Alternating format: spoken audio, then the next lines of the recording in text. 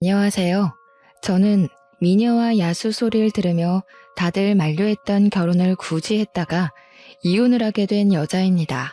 미녀라니 제 입으로 말하기가 참 민망하네요. 이야기를 하자면 별 수 없이 제 외모를 남들이 칭찬해주는 대로 표현하게 될 텐데 듣기 불편하시더라도 양해 부탁드려요. 저는 살면서 못생겼다는 말을 들어본 적이 없습니다. 어떤 무리에 소속되었든 그 울타리 안에서 항상 외적인 면모가 손에 꼽힐 만큼 예쁘다는 말을 많이 들었어요. 예쁘다는 칭찬은 여자라면 다 좋아할 말이지만 그것 때문에 피해보는 경우도 적지 않게 있는데요. 제가 바로 외모 때문에 피해를 본 사람들 중 한 명입니다. 그것도 하필 결혼 과정에서요. 다들 혹시 이런 말 들어본 적 있으실지 모르겠어요. 잘생긴 놈들은 얼굴값하고 못생긴 놈들은 꼴값한다는 거요. 저는 외적인 칭찬을 많이 받는 편이지만 한 번도 제 외모로 특혜를 바라거나 잘난 체한 적이 없거든요. 단언컨대 절대 외모로 사람을 함부로 평가한 적이 없는 사람이에요. 그런 제가 이번 결혼을 통해서 아주 제대로 꼴값 떠는 신랑을 만났지 뭡니까? 저는 아직까지도 그런 남자를 만난 것이 제 인생 최대의 실수를 넘어서 가장 수치스러운 일이었다고 생각합니다. 지금부터 야수 같은 남자가 눈만 높아서는 얼마나 꼴값을 떨었길래 이혼까지 하게 되었는지 들려드릴게요. 사람들이 제게 항상 하던 말이 있었습니다. 너는 당연히 너만큼의 수준의 남자를 만날 것이라는 말이요. 다들 제가 못해도 평균 이상의 조건인 남자들만 만날 거라 생각했다는데 저는 대다수 사람들의 생각과 달리 제일 못생긴 남자와 사랑에 빠져 결혼을 하게 된 케이스입니다. 저와 남편의 만남은 외적인 차이가 심했던 만큼 만남조차 순순하지 않았어요. 누가 저한테 남편 수준의 사람을 소개해주려 하지도 않았고 다들 제가 눈이 높을 거라고 생각해서 잘난 남자들만 만족할 거라고 생각했대요. 하지만 저는 사람들 생각과는 완전히 다른 이미지입니다. 저는 평소 연애에 관심도 없고 꾸미는 것에도 흥미 없고 놀러 다니는 것도 그다지 즐기지 않는 사람이었거든요. 제 삶은 집과 직장이 다였던 인생이었습니다. 그러니까 이 말 뜻은 제가 남편과의 만남이 순순하지 않았던 건 저와 남편을 이어줄 생각조차 안 했던 친구들 입장과 어디 바깥을 활보하지 않는 제 집순이 성향 때문이었다는 겁니다. 절대 남편 수준을 무시해서가 아니었죠. 누구 하나 저한테 남편을 소개해주지도 않고 제가 또 적극적으로 남자를 찾아다닌 게 아닌데 어떻게 남편과 제가 수월하게 연이 닿아서 결혼까지 하겠어요? 제가 남편을 처음 만났던 건 친구 생일 파티 때였습니다. 중학교 동창이 생일 파티로 친구들을 초대해 외식을 한다는 얘기에 그날은 제가 퇴근하고 화장을 좀 한 뒤 그 장소로 갔었어요. 거기서 저는 친구의 친구인 남편을 처음 만나게 된 겁니다. 잘생긴 남자들한테도 별로 설렘을 못 느끼는 제가 남편 수준의 외모가 눈에 들어올 리 없었는데요. 그래서 당시 남편이 저를 어떤 눈길로 보고 있었는지도 몰랐거든요. 그런데 며칠 뒤 친구가 저한테 기함을 하면서 말해주는 겁니다. 내가 남 평가하는 것 같아서 웬만하면 이 말까진 안 하려고 했는데 걔 너한테 관심 있다더라? 대체 그런 용기는 어디서 나오는 건지. 하여튼 조심해. 나한테 관심 있다고 하는데 왜 조심해? 날 좋게 봐준 거면 고마운 일 아닌가? 뭐 이렇든 저렇든 난 이미 관심 없어.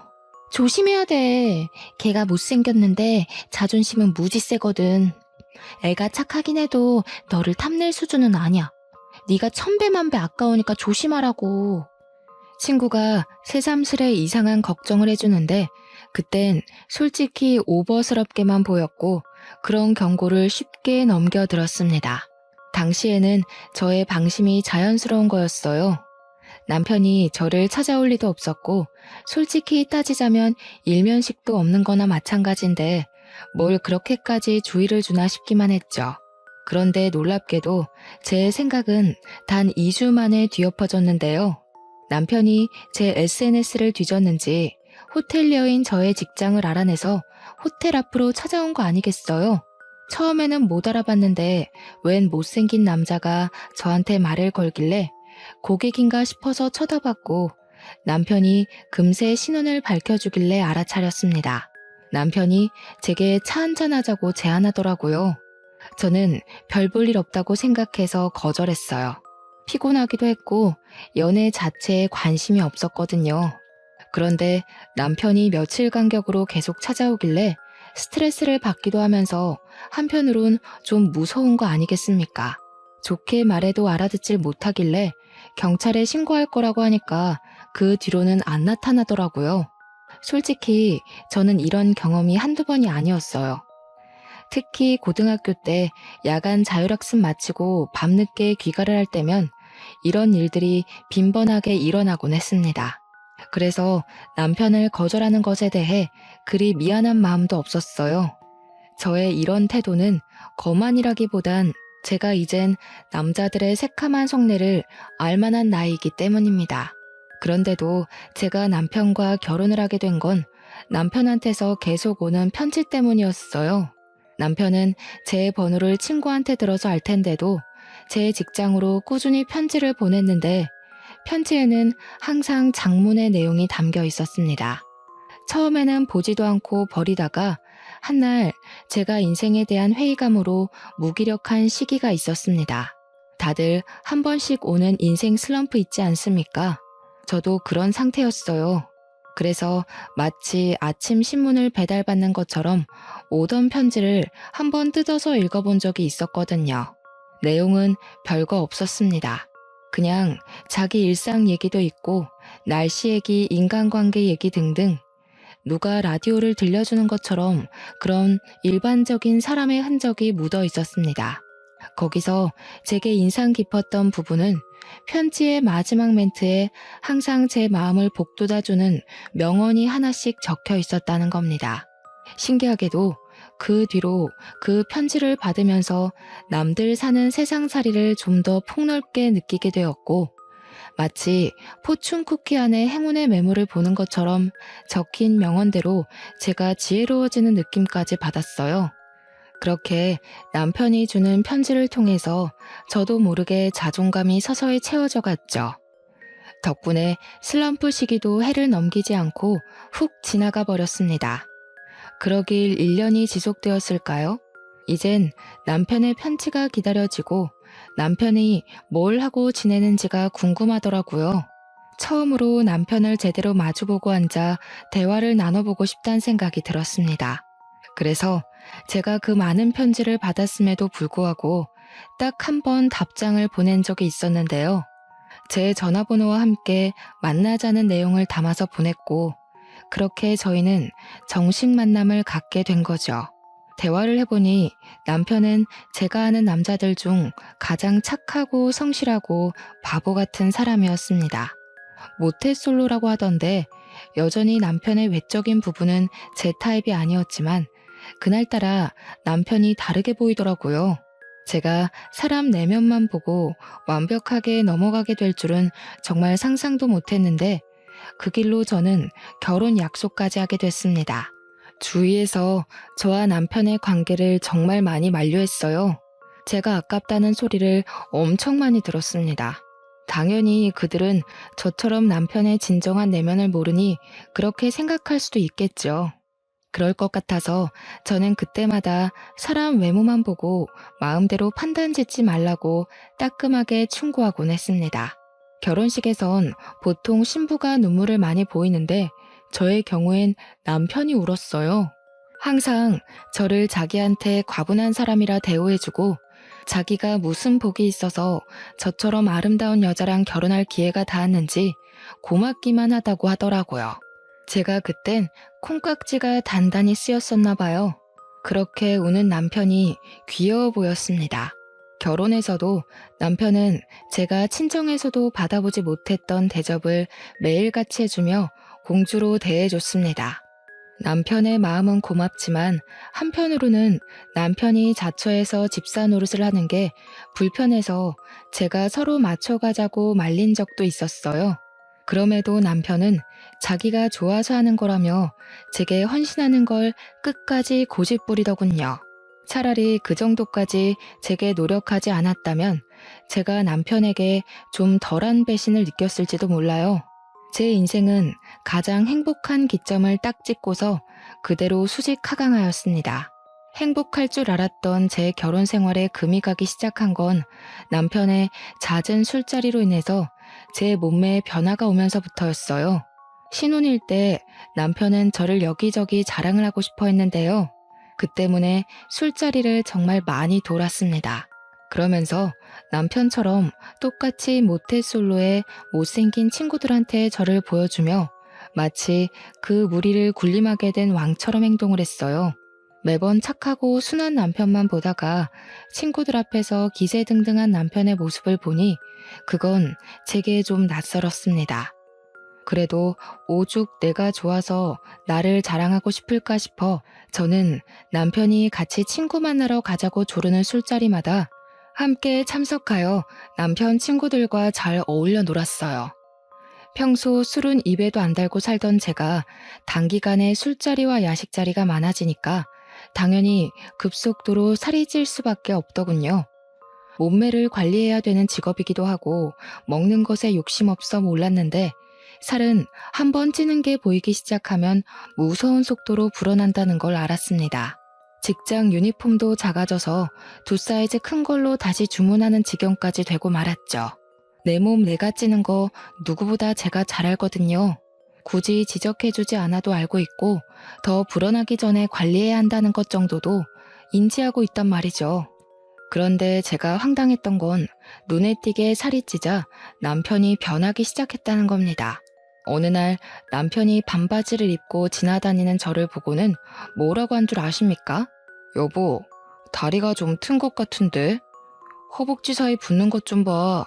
그러다 한순간에 뚱뚱이들 계열 타겠어. 이리 와봐. 남편은 제가 제 자신을 관리하는 것보다 더 저의 외적인 것에 간섭을 많이 했습니다. 제가 원래도 꾸미는 걸 안 좋아한다고 했잖아요. 그래서 신혼집에서도 항상 그랬던 것처럼 내추럴하게 다녔었는데요. 제가 살찌기 전에는 남편이 그마저도 예쁘다고 해주더니 살이 찌자 그때마다 제게 지적만 하는 거 아니겠습니까? 저더러 부부라고 너무 풀어지지 말자고 조언인 척 경고를 하더라니까요. 솔직히 단기간에 2사이즈나 불었는데 살이 트는 건 어쩔 수 없는 거 아닙니까? 남편 위해서 남편 친구들이랑 같이 술 마시고 야식 먹고 하다 보니까 찔 수밖에 없었던 거라고요.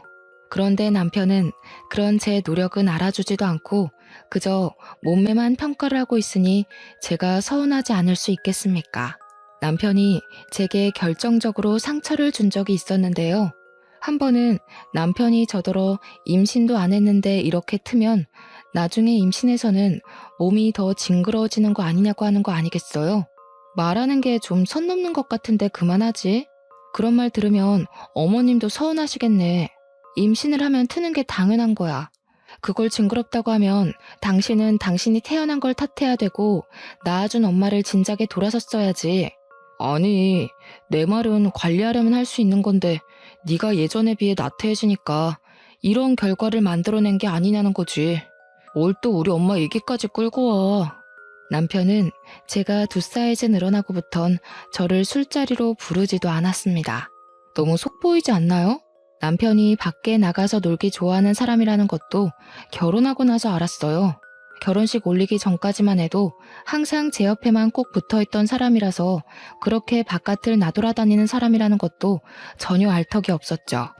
저도 살찐 거 너무 잘 알기 때문에 제 몸에 변화가 일어난 걸 속상하다 생각하고 있었지만 그렇다고 남편의 지적이 달가운 건 아니었습니다. 오히려 기분만 더 상해서 서운함이 커져갔고 반감까지도 들었어요. 그래서 남편과 투닥거리는 날이 훨씬 늘어갔죠. 입으로 나불거리는 지적도 신경 쓰이는데 저를 완전히 열받게 하는 남편의 행동은 또 따로 있었습니다. 제가 남편의 지적에 불만을 표했기 때문인지 남편은 이제 입이 아닌 손으로 저를 통제하기 시작했는데요. 제가 입에 뭘 놓고만 있어도 냅다 뺏어버리기 시작하더라고요. 남편의 그런 간섭은 제가 시댁에 가서 시모랑 같이 요리하다가 간 본다고 입에 넣는 것도 포함이었습니다. 남편은 계속 제가 입에다 뭘 넣나 안 넣나 지켜보고 있었나 봐요. 남편이 제 입으로 들어갈 뻔한 시식을 확 뺏어버리자 제 손에 들려있던 그릇마저 손을 벗어나게 되었는데, 플라스틱이라 다행히 그릇에는 문제가 없었지만 시모 바지가 반찬을 뒤집어 썼지 뭡니까. 어머, 괜찮으세요 어머님? 바지에 간장 다 배어서 어떡해요. 제가 치울 테니까 얼른 갈아입고 오세요. 여보, 갑자기 달려들어서 뭐 하는 짓이야. 어머님께서 피해보셨잖아. 간 보는 게 살찌는데 제일 위험한 지름길이야. 찔끔찔끔 먹고 나중에 자리에 앉아서까지 먹을 거잖아. 내가 안 말렸으면 너 오늘만 한 2kg는 쪘을 거다. 좀 그만해. 우리 사이에서 일을 왜 어머님 앞에서까지 말씀드려. 당신 뭔 소리 하는지 알아들었으니까 그만 나가. 지금 어머님도 보고 계신데 민망하게. 엄마도 알아야지. 엄마가 보기에도 와이프 살 많이 쪘지? 엄마도 예쁜 며느리가 좋지 않아? 얘가 원래 마르고 예뻤잖아. 내가 너무 잘해줬는지 갑자기 이렇게 풀어졌다니까. 나중엔 생판 남이랑 사는 기분 들 것 같아. 당신이 매일 술자리 불러내서 그런 거 아니야. 당신 생각해서 나도 맞춰주려고 노력한 건데 그것 때문에 살찔 수밖에 없었던 걸 어쩌라고. 내 몸 내가 알아서 관리하겠다는데 왜 자꾸 간섭이야? 핑계대지 마. 나 때문에 살쪘다고? 그럼 나는 왜 처음이랑 지금이 똑같은데? 당신보다 술자리 많은 건 나야. 허구한 날 술 마셔도 결혼할 때랑 몸무게가 같다고. 근데 당신은 봐. 몇 달 전만 해도 나보다 체구 작았는데 지금은 나만 해줬잖아. 남편의 개소리 때문에 기가 차서 할 말을 잃고 있었는데 남편은 그 이후 더 짓거리지 못했습니다. 옆에서 저희를 지켜보고 있던 시모한테 뒤통수를 제대로 얻어맞았기 때문이었죠. 못생긴 놈이 바라는 것도 많다. 새아기 아니었으면 누가 너처럼 생긴 놈을 받아줬겠니? 새아기가 뚱뚱해져서 굴러다니더라도 너보다는 데려갈 놈 많을 거다. 가서 내 바지값이나 가져와라 이놈아. 시모가 간장 양념이 다 묻은 바지를 남편 쪽으로 털면서 남편을 주방으로 쫓아냈습니다. 상견례 때부터 알았던 사실인데 시모 성격이 참 털털하더라고요. 목소리도 좀 허스키한 편이라서 솔직히 초반에는 살짝 겁도 먹었었어요. 시모 성격이 얼마나 세면 시부도 시모 옆에선 아무 말도 못하더군요. 살다 보니 알게 된 건데 시댁의 실세는 시모였더라고요. 시모가 학창시절 때도 꽤 문제 일으키는 왈가닥이었다고 하길래 시집살이 제대로 하게 생겼네 라고 생각했었습니다. 그런데 각오하고 시작한 결혼 생활은 오히려 시모 덕분에 편했어요. 제가 아내 노릇 며느리 노릇이 서툴 때면 남편과 시부가 제게 한 소리 얹기도 했는데 그럴 때마다 시모가 끼어들어서 자체적으로 필터링도 해주었습니다. 결혼 처음부터 척척박사로 잘하는 아내, 며느리가 어딨냐면서 제가 하는 모든 일에 입도 못 대게 했어요. 그래서 저는 결혼 생활 몇 개월간 시모만을 믿고 남편의 간섭도 참아가며 위로받았던 겁니다. 시모 말로는 남편이 외동이었던 건 시부의 외모를 닮은 사람이 또 나올까 싶어서였다고 했는데 시모가 그 말을 해줄 때 웃음을 참느라 힘들었던 기억이 나요. 실례인 거 알지만 남편 못지않게 시부 또한 잘생긴 얼굴은 아니었거든요. 남편이 시부를 아주 똑 닮았더라고요. 그래도 시부는 남편과 다르게 시모 귀에 정말 눌려 살아서 그런지 참 점잖은 분이었습니다. 유독 남편만 제 외모를 지적하고자 안달이었는데 남편 하나만으로 충분히 스트레스를 받거든요. 그런데 남편 같은 사람이 하나 더 나타난 거 아니겠습니까? 바로 남편의 사촌 동생이었습니다. 아가씨는 집에 자주 오는 건 아니었고 결혼식 때 한 번, 명절 때 두어 번 본 게 다였어요. 그렇게 긴 틈을 두고 마주하곤 했으니까 아가씨 눈에는 저의 변화가 더 눈에 확확 들어왔을 겁니다. 아무리 그래도 그렇지 아가씨랑 저는 말 그대로 10손가락 안에 꼽힐 만큼만 봤을 뿐 서로 함부로 할 만큼 가까운 사이가 아니었거든요.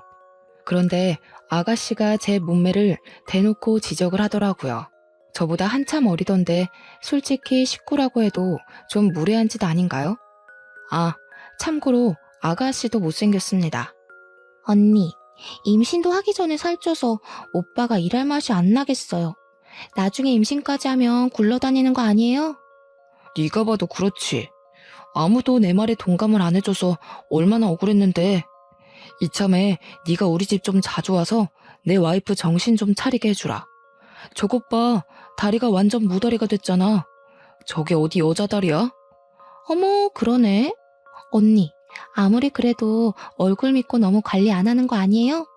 솔직히 언니는 관리 안 할 정도로 막 예쁜 건 아니거든요. 언니 같은 얼굴은 몸매가 받쳐줬을 때 빛을 발하는 외모라 반드시 몸매가 날씬하다는 전제가 있어야 된다고요. 아가씨랑 남편은 제가 눈앞에 있기만 하면 신이 나서 저를 앞에 두고 까기 시작했는데요. 제가 한마디 하면 100% 시댁 분위기가 뒤집어질 걸 알고 있기 때문에 최대한 말을 아꼈거든요. 그런데 아가씨도 아가씨지만 남편 입이 가벼운 게 정말 꼴 보기 싫더라고요. 한 소리 해야겠다 싶을 정도로 분노가 차올랐던 게 한두 번이 아닌데 제가 한 번도 시댁을 뒤엎은 적이 없던 이유는 남편과 아가씨가 입을 놀릴 때마다 시모가 대신 나서줬기 때문입니다. 시모는 그들에게 늘 같은 소리만 반복했어요. 아주 못생긴 것들이 둘이서 말도 많다. 너희들 둘 재산을 합쳐서 설쳐봐라. 너희들은 가진 것 전부를 걸어야 그나마 보윤이랑 대등해지지 않을까 싶은데 당장 길거리에 나가도 아마 보윤이 모시고 살 사람만 줄을 섰을 거다. 시모가 남편과 아가씨에게 혀를 끌끌 차며 주제에 넘는 소리 하지 말라고 하면 거짓말처럼 둘 다 입을 싹 다물더라고요. 제가 나서서 판을 엎을 필요가 없었다는 거죠. 거기까진 시모 도움 덕분에 참을만 했어요. 그런데 웃긴 건 아가씨가 정말 저희 집에 찾아오기 시작했다는 겁니다. 아가씨는 일부러 제가 쉬는 날에만 맞춰서 찾아왔고 남편이랑 쌍으로 저의 외모를 지적하며 스트레스를 안겨주었어요. 시모 때문에 시댁에서는 저를 시원하게 까질 못했던 두 사람이 신혼집에서는 물 만난 고기처럼 펄쩍펄쩍 뛰었습니다. 여기서 누가 봐도 재수없는 건 당연히 남편이잖아요. 그 남자가 정말 저한테 헌신하고 저를 위해 살겠다고 울던 남자가 맞나 싶었어요. 남편은 그렇게 점차 얄미운 사람으로 변질되어 갔습니다. 스트레스가 2배가 되니까 제 몸에도 결국 이상이 생기더군요. 심신이 망가지니까 육신까지 기력을 잃어서 스트레스성 위경련까지 발병하고 말았습니다.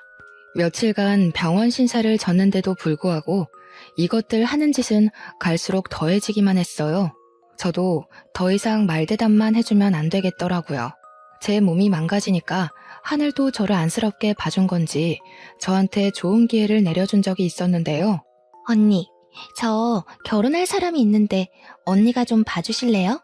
제 남자친구가 몸매 좋은 사람이 이상형이라고 하더라고요. 혹시 제 몸만 좋아하는 건 아닌가 싶어서 영 불안한 거 있죠? 언니가 나이 좀 있으니까 저보다 남자 보는 눈이 제대로일 것 같은데 잘 좀 봐줘요. 아가씨가 결혼까지 생각하고 있다는 사람을 저한테 소개해준다고 하더라고요. 그러니까 말 그대로 아가씨는 몸매가 참 좋은 여자였어요. 아가씨가 내세울 건 내면도 아닌 몸매뿐이었죠. 제 당시 몸무게가 65kg였는데 아가씨는 50kg 초반이었던 걸로 압니다. 저한테 떳떳하게 몸무게를 자랑했어서 아주 잘 기억하고 있어요. 키는 아가씨보다 제가 좀 더 커서 사실상 제가 65kg라 하더라도 저를 잘 모르는 사람들은 항상 저더러 늘씬하다고 칭찬을 해주었습니다. 아마 자기 남자친구 봐달라고 부탁하는 것에서 아가씨 속셈은 따로 있었을 거예요. 저랑 자기 몸매를 대놓고 자기 남자친구한테 보여주면서 비교하려고 하는 의도겠죠. 너무 눈에 보이는 여우짓이었습니다. 그런 사람들 있지 않습니까? 여우짓 잘 못하는 애들.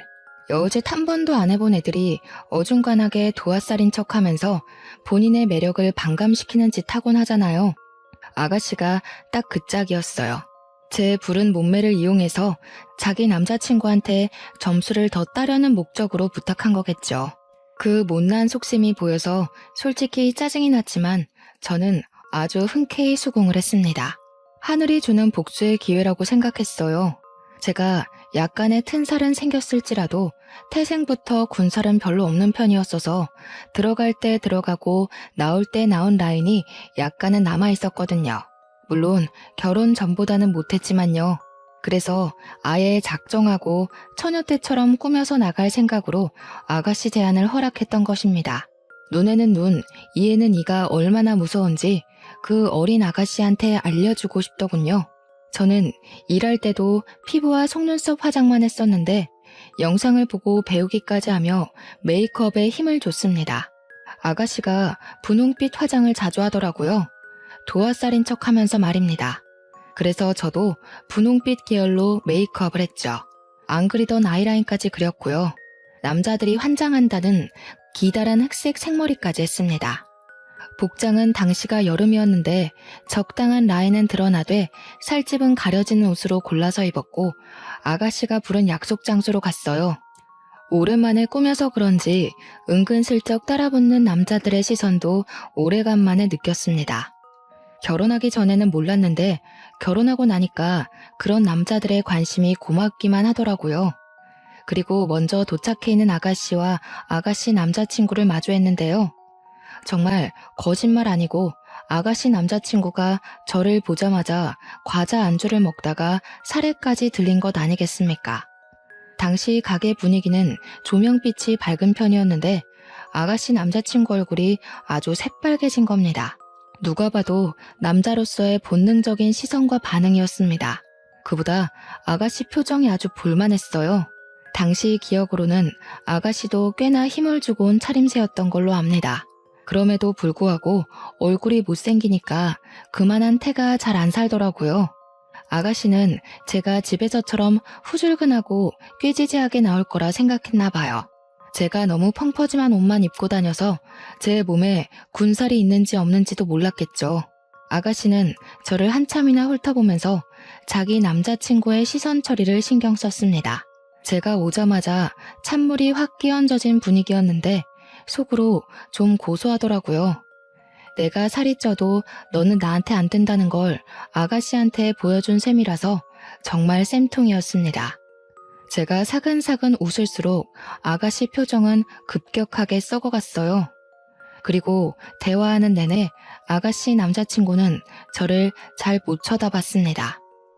저의 예전 경험을 빌어 해석해봤을 때 그건 분명 호감의 태도였죠.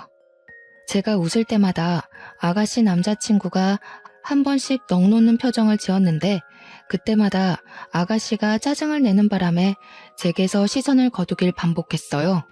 그뿐만 아니라 제가 말을 걸 때도 아가씨 남자친구는 얼굴이 쉽게 빨개졌습니다. 아가씨 남자친구는 제 남편처럼 그렇게 잘난 남자는 아니었어요. 딱 아가씨 수준에 만날 것 같은 그 정도의 남자였죠. 그날 약속 자리는 완벽한 저의 승리로 마무리되었습니다. 제가 외모로 자랑질하는 걸 좋아하는 사람이 아닌데 남편이랑 아가씨한테는 이렇게까지 해서라도 보여줘야겠더라고요. 아가씨 남자친구분 괜찮아 보이네요. 요즘 말 한마디 할 때마다 얼굴 빨개지는 사람 드문데 아주 순수하신 것 같아요. 오히려 아가씨께서 복받은 거일 수도 있어요. 결혼 긍정적으로 생각해 보세요. 언니, 일부러 이러고 나왔죠? 저랑 남자친구 사이 방해하려고. 갑자기 안 하던 화장을 왜 하는데요? 내 남자친구랑 소개팅하는 것도 아니고 언니가 왜 이렇게까지 치장하고 나와서 우리 사이 방해하는 거냐고요. 방해요? 저는 아가씨 남자친구니까 단정하게 예의를 갖췄을 뿐이에요. 제가 이렇게 나왔다고 둘 사이가 방해되는 거면 그 남자친구분이 아가씨 별로 안 좋아하는 거겠죠. 아니면 겉모습에 쉽게 현혹되는 사람이거나. 아가씨는 속에 열불은 나지만 더 따질 건더기가 없어서 획 돌아섰고 남자친구가 대기하고 있는 차로 쌩 가버렸습니다. 데려다주는 걸 바란 건 아닌데 그래도 아가씨 부탁으로 제가 그 자리에 갔으면 태워줄까요? 한 소리 정도는 들을 수 있는 거 아닙니까? 그런 말조차도 안 하고 볼일 끝났다는 듯 가버리더라고요. 아가씨 입장에선 제가 자기 남자친구랑 한시도 같이 있는 걸 바라지 않겠죠. 그리고 바로 그날 집으로 돌아오는 길에 저는 아주 황당한 장면을 목격하게 되었습니다.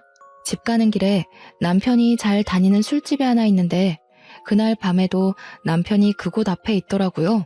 그런데 웬 여자를 하나 끼고 있는 거 아니겠습니까? 남편한테는 여자 사람 친구가 없어요. 남중 남고 공대를 나왔기 때문도 있고 여자를 어울릴 만한 매력도 없던 사람이었거든요. 남편이 언제 한번 저보고 신혼초 때와 다르게 겉모습이 변해서 스킨십할 생각이 안 든다는 말을 한 적이 있는데요. 그래서 바람이라도 피기로 작정한 건가 싶더라고요. 저는 제가 남의 외모를 깎아내리며 무시하는 면이 있다는 걸 남편 덕분에 깨우쳤습니다. 남편이 여자를 끼고 동네방네 들릴 목소리로 하하거리고 있는데 순간 그 꼴을 하고도 바람 피울 용기가 있네 싶은 거 있죠. 못생긴 놈이 바람나면 진짜 더 화나는 거라고 친구한테 들은 적 있는 말인데 충분히 공감이 되었습니다. 남편 얼굴로도 바람을 피울 수 있구나, 바람에는 조건이 없구나 생각이 들더군요. 저는 남편이 웬 여자 허리를 감고 있는 모습을 카메라로 찍으면서 그곳으로 갔습니다. 제가 오랜만에 빡세게 화장을 했더니 처음엔 남편 친구들이 저를 못 알아보더라고요. 제게 길을 터주면서 가게 문까지 친히 열어주는데 그때 저와 남편의 눈이 정통으로 마주쳤습니다. 남편은 저를 보고 와 하는 눈빛으로 구경하는 것 같다가 뒤늦게 놀라서 사색이 되는데 그 몰골이 얼마나 우스웠는지 몰라요.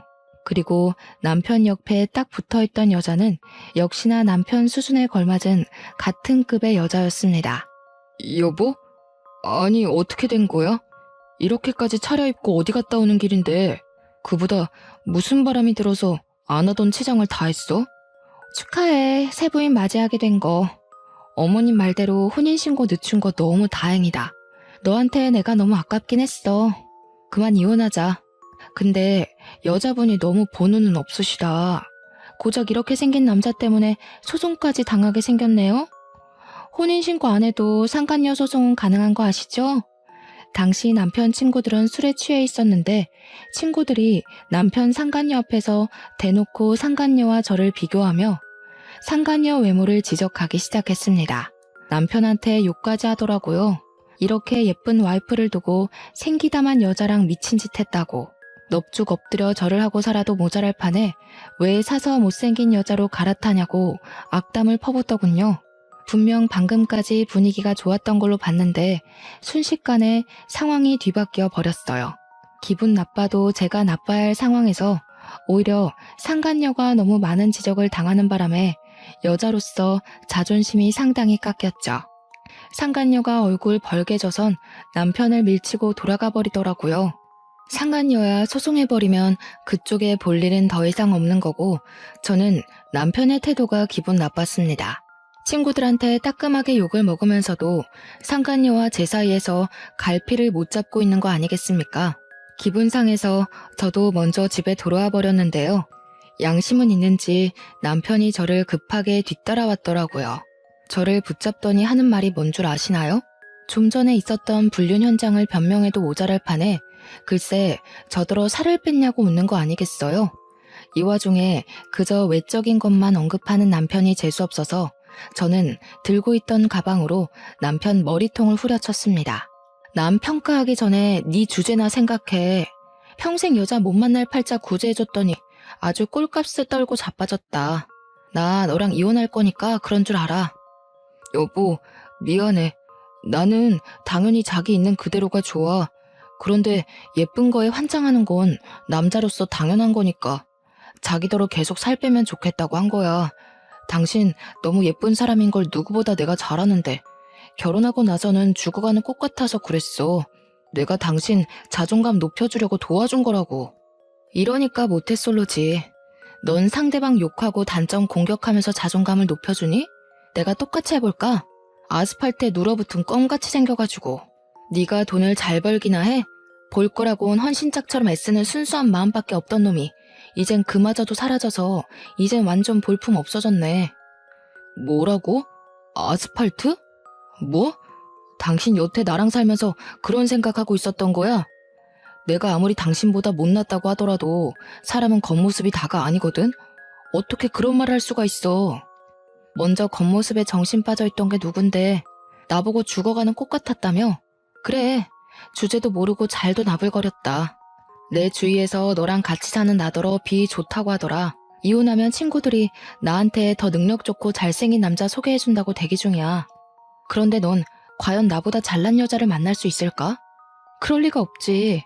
그런 여자가 너를 왜 만나겠어? 어때? 자존감이 좀 올라가니? 남편은 제 말에 기함을 하다가도 이제 좀 저랑 살았다고 기분 나쁜 감정도 서슴지 않고 드러내더군요. 저한테 몸매 지적하면서 껍데기 변했다고 나무랄 땐 언제고 꼴에 외모 지적받으니까 기분이 상했나 보더라고요. 저보고 외모지상주의였냐고 얼굴값 하는 다른 인간들이랑 결국 똑같은 여자였냐면서 그러대요. 어쩜 자기 발자취는 돌아볼 줄을 모르는지 한심하기 짝이 없지 않습니까? 저는 제가 받았던 상처만큼 그대로 돌려줬을 뿐입니다. 세월로 따지면 당연히 제가 훨씬 손해이긴 하지만요. 남편은 저한테 외모 지적을 받아서 단단히 삐쳤습니다. 그러거나 말거나 이젠 남편이 뭘 하든 어쩌라는 건가 싶더군요.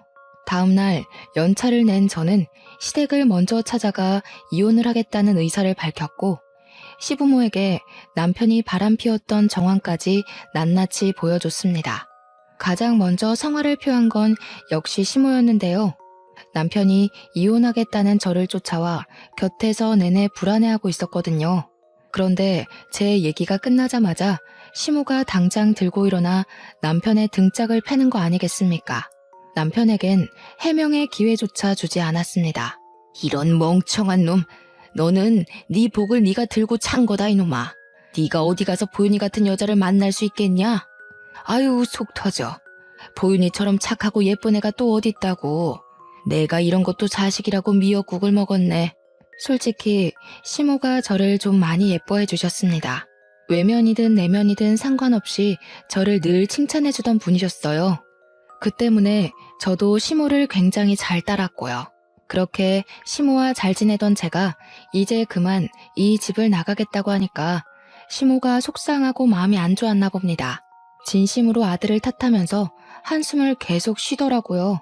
그럼에도 불구하고 제 결정을 존중해준 시모 덕분에 저는 손쉽게 이혼을 할 수 있었어요. 남편과 나란히 도장을 찍고서 저는 상간녀 소송까지 바로 진행을 하였죠. 그런데 상간녀 소송 준비 중에 변호사가 유익한 정보를 하나 주었는데요. 남편이 제게 외모 지적으로 스트레스 준 것들에 대해서 증거만 충족된다면 위자료를 더 청구할 수 있다고 하는 거 아니겠어요? 그런 것에도 손해배상 청구가 되는지 몰랐습니다. 역시 내가 아무것도 모를수록 전문가의 도움을 받아야 한다는 게 이렇게 증명되네요. 그래서 저는 남편 지인들의 증언과 시모의 증언, 그리고 제가 스트레스로 위경련에 걸렸던 진단서까지 모조리 끊어서 변호사에게 제출했고 덕분에 위자료를 더 받아낼 수 있었습니다. 남편과는 더 이상 연이 끊겼지만 가끔씩 제게 안부를 묻는 시모의 연락은 받고 있어요. 차마 저한테 무척 잘해준 시모를 외면할 수가 없겠더라고요. 시모는 제게 돌아오라는 말은 안 하지만 그립다는 말은 한 번씩 해주고 계세요. 시모가 제게 보고 싶다고 할 때면 가끔씩 제 이혼으로 인해 시모에게 몹쓸 짓을 한 것처럼 죄책감이 들더군요.